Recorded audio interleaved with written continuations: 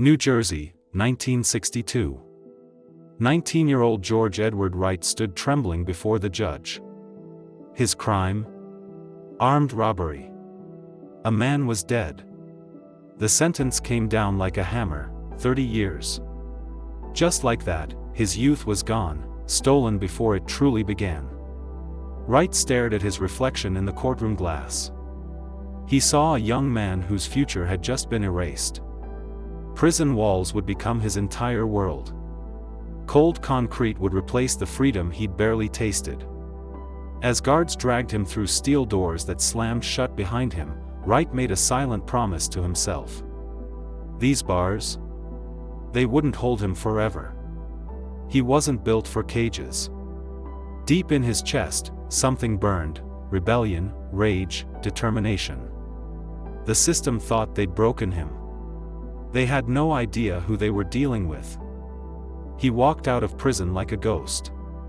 8 years later, he hijacked a plane at 30,000 feet, held 86 people hostage, and humiliated the FBI in front of the entire world. Then he vanished. Completely.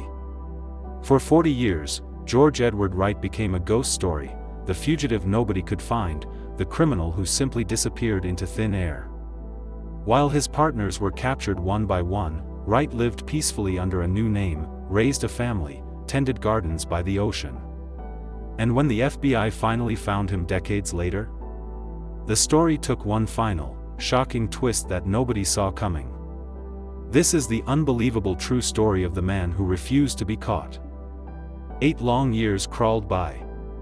Wright learned every rhythm of prison life, the monotony of gray walls, the endless surveillance, the suffocating routine. Days blurred together, marked only by changing guard shifts and the growing hardness in other inmates' eyes. He watched men break. Watched them surrender their souls to the system. But Wright? His mind stayed razor sharp. While others played cards, he studied. Guard patterns. Shift changes.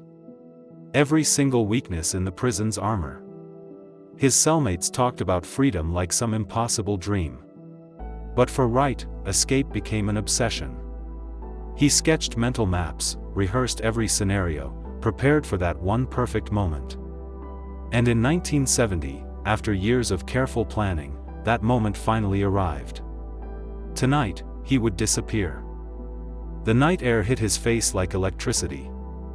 Wright moved through shadows with surgical precision, every step rehearsed 1,000 times. Midnight. Guards changed shifts, leaving exactly 3 minutes where surveillance had gaps.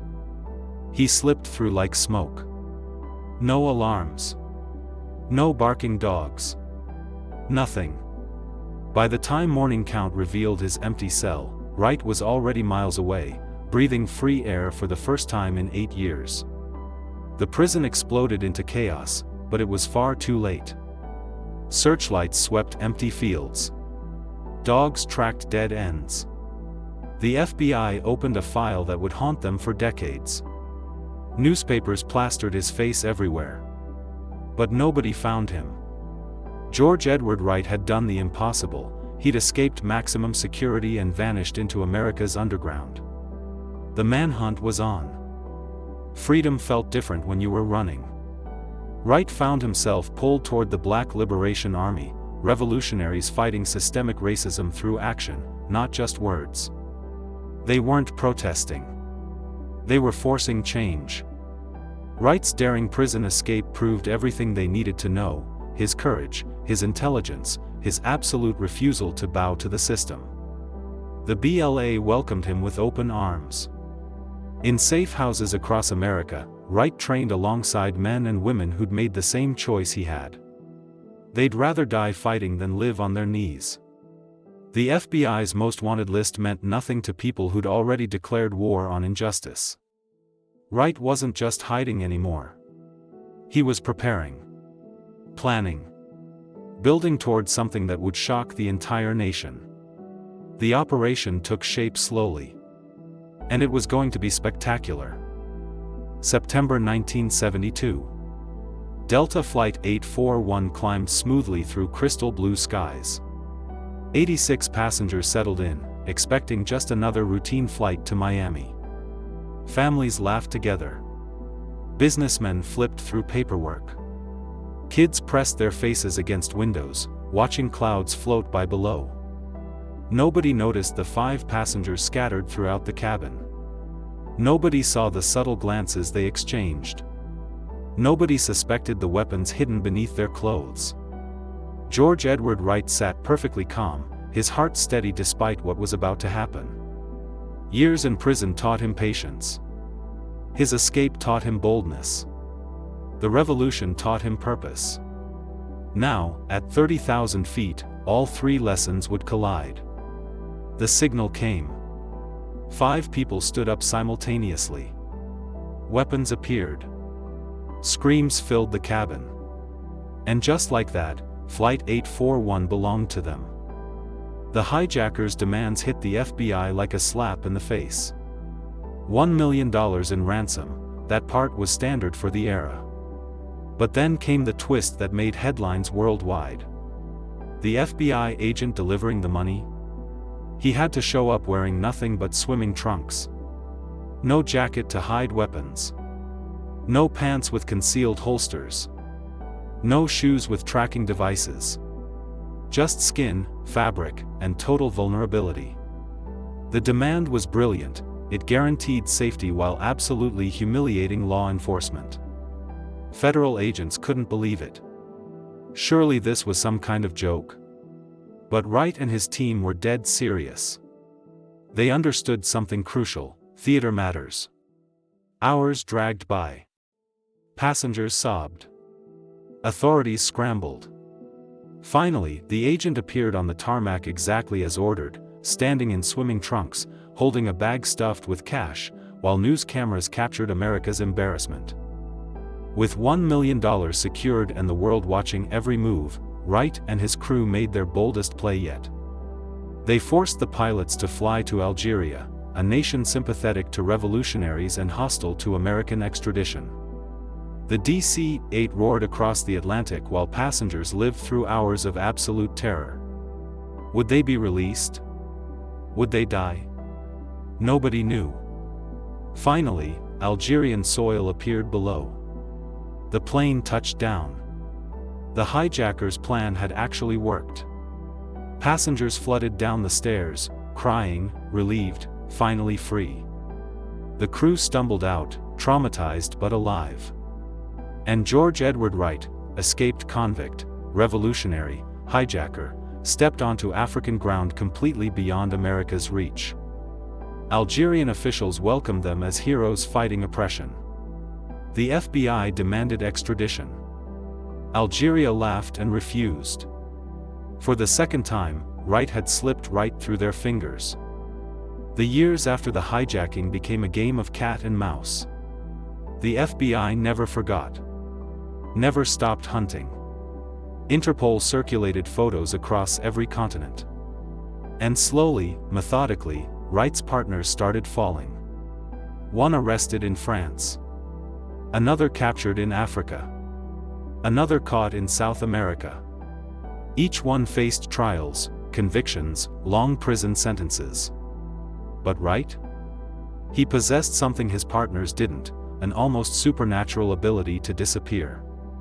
While they made mistakes, used old connections, left trails behind them, Wright became an absolute ghost.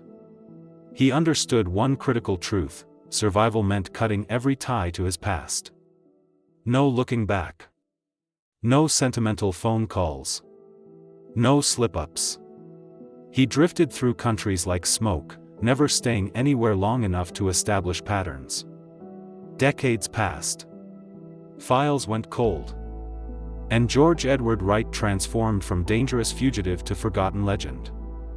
Portugal welcomed him as José Luís Jorge dos Santos, just another quiet resident in a peaceful coastal town. Wright married a Portuguese woman who knew absolutely nothing about his past. He became a father, drove his kids to school, attended neighborhood barbecues.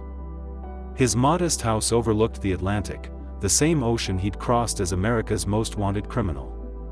Now he spent his days planting tomatoes and pruning roses. His hands, once gripping weapons during the hijacking, now gently held garden tools. His voice, which had commanded terrified passengers, now softly sang lullabies. The transformation was complete. Perfect. Neighbors saw a kind man, maybe a bit reserved, but friendly and reliable. Nobody suspected a thing. Nobody questioned José's story. For 40 years, this double life continued without a single crack. He'd built something real inside his false identity. Almost normal. Almost peaceful. Everything changed. What Wright couldn't have predicted back in 1972 was how technology would evolve. Digital databases. Facial recognition software. International law enforcement cooperation. The FBI never closed his file, they just kept updating it, waiting for the right moment. That moment came during a routine database cross-reference. A Portuguese resident's details flagged suspicious patterns. Fingerprints were requested through Interpol. And suddenly, impossibly, the ghost became real again. José Luis Jorge dos Santos was George Edward Wright. The hijacker who'd vanished 40 years ago was living peacefully in Portugal. The FBI's Fugitive division erupted with excitement. After 4 decades, they'd finally found him. American authorities immediately demanded extradition. They prepared to drag him back, to finally close this embarrassing chapter. Wright was arrested at his home. His family watched in total shock. Their quiet José was America's most wanted? The Lisbon courtroom became a battlefield. American prosecutors laid out their case with absolute certainty. Wright was a convicted murderer. An escaped prisoner. A hijacker who terrorized innocent people. He deserved to spend his remaining years in American prison, paying for crimes he'd dodged for 40 years. But Portugal's lawyers had different arguments. Wright had lived peacefully for 4 decades. 0 crimes on Portuguese soil. He'd married a Portuguese citizen, raised Portuguese children. And here's the kicker, he'd obtained Portuguese citizenship. Portuguese law forbids extraditing its own citizens for crimes committed before citizenship. The judge studied the documents carefully. America applied enormous pressure. But Portuguese sovereignty came first. The ruling came down like thunder, extradition denied. Wright stays in Portugal. America's 40-year manhunt ended with a judge protecting their fugitive. News of Portugal's decision detonated across global media. American outlets expressed pure outrage. How could a hijacker, a murderer, an escaped convict just walk free? Victims' families demanded answers, demanded the justice they'd been denied for 40 years. FBI officials gave tight-lipped interviews, barely hiding their fury at legal technicalities protecting a wanted criminal. But not everyone saw it that way. Some viewed Wright as a political prisoner who'd escaped an unjust, racist system. A black revolutionary who fought oppression the only way available to him. Portugal's ruling sparked massive debates about extradition laws, citizenship rights, and whether crimes from half a century ago should define someone who'd lived peacefully ever since. Legal scholars wrote papers. Human rights groups argued both sides passionately. And Wright himself? Complete silence. No interviews. No explanations. Just brief statements from his lawyer. He wants privacy. He wants peace. Wright discovered that freedom came with costs he never imagined. His Portuguese family struggled desperately with the truth. His wife faced impossible questions. Did she know? Had their entire marriage been built on lies? His children grappled with having 2 fathers, the gentleman who raised them, and the revolutionary criminal in old FBI photos. Neighbors who'd shared countless meals now whispered behind closed doors. Some defended him. 40 years of peace proved redemption, right? Others wanted him gone, taking his violent past somewhere else. The quiet life Wright had carefully constructed over decades became impossible to maintain. Media camped permanently outside his home. Every trip to buy groceries became a photo opportunity.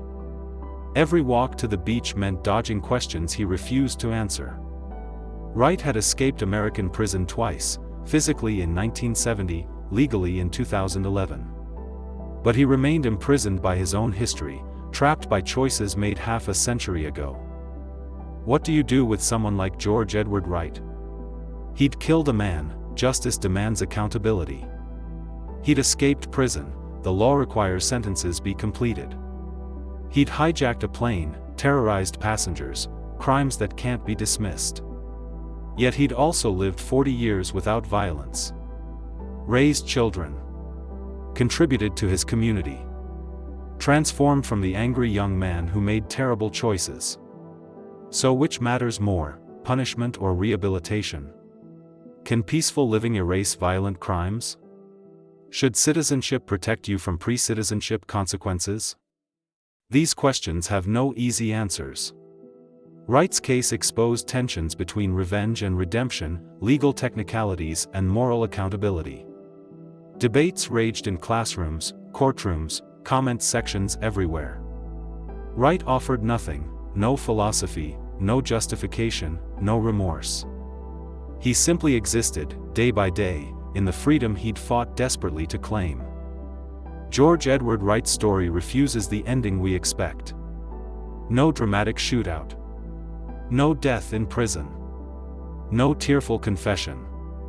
Just an old man living quietly in Portugal, protected by laws his younger self never imagined. The FBI's file stays open but gathering dust, a reminder of the one who got away. His victims' families carry grief without justice. His children navigate life with a father whose past defines their present. History will remember Wright as the hijacker who vanished for 40 years, the convict who beat the system through determination and luck. He refused to be caught. Refused to surrender. Whether that makes him genius or villain depends on who's telling the story. But everyone agrees, George Edward Wright outran American justice and lived to see freedom on his own terms. The law stopped chasing. Not because he was innocent, but because he'd become untouchable.